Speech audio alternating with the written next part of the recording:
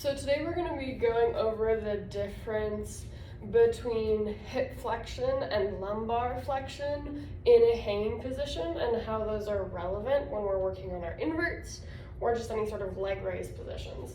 So the first thing that you're going to want to do is you're going to want to get into your hanging position, and like we've talked about, make sure that your ribs aren't super flared here. We're going for pelvis and ribs stacked over one another, so making sure that there's not an angle, upward angle here, but that they're horizontal to one another, and that's the foundation for your hanging position.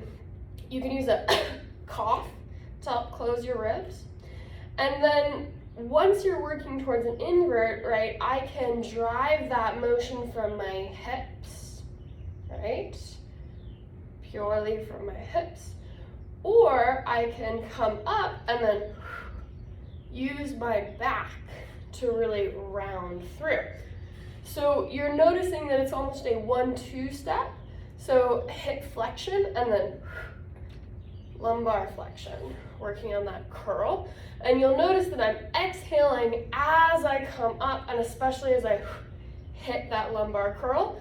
And that allows me to engage my pelvic floor up and in, and also use more of my deeper core muscles to help me get my hips higher. So again, what we're going for is coming up and then exhaling as I round low back.